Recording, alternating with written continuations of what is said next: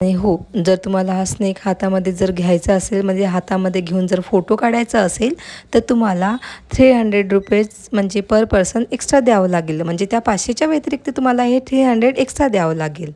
Snake वगैरे बघितलात, मग आम्ही समोर आलो. इथे छोटे-छोटे असे डक वगैरे होते आणि इवा मस्त त्यांच्याकडे बघत खूप एन्जॉय करत होती.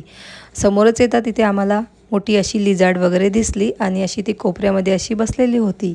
इवा तिच्याकडे अशी बघतच राहिली आणि इथे बर्ड वगैरे मी हातामध्ये घेतलेला होता, तर इवाला दाखवतच होती, तर मस्त तो उडूनच गेला.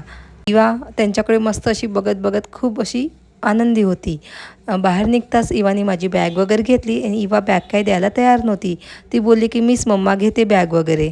त्याच इथे मोठे मोठे झुले वगैरे होते आणि इथे मोठे झुले म्हटलं तर मस्त आम्ही सगळ्यांनी एन्जॉय केला आणि छोट्या बाळांसाठी सुद्धा होते. तर छोट्या म्हणजे इवाला मस्त असं मी तिथे असं बसू वगैरे दिलं आणि इथे छोटा असा डिअर होता. इवाला म्हटलं अशी उभीच राहा, तुझा फोटो काढते. तर इवा म्हणजे मानायला तयारच नव्हती. इवा बोलली की मी बसते त्याच्यावर. तर ती म्हटलं बस, तुला बसूनच तिचा फोटो काढला. तिला वाटलं की असं बसूनच फोटो काढायचं असते आणि इथे पाळणेसुद्धा होते. पाळण्यामध्ये इवाला असं बसवलं आणि हा मोठ्या पाळण्यामध्ये मी आणि इवाचे डॅडी वगैरे बसलो. इवाला बसू दिलं नाही. नंतर इथं एक मस्त ट्रेन होती, अशी खूप मोठा राऊंड मारत अशी ट्रेन सगळ्यांना फिरवत होती. इवाला मस्त बसवलं आणि ट्रेन मस्त अशी म्हणजे 20 लोक त्या ट्रेनमध्ये असे बसत होते.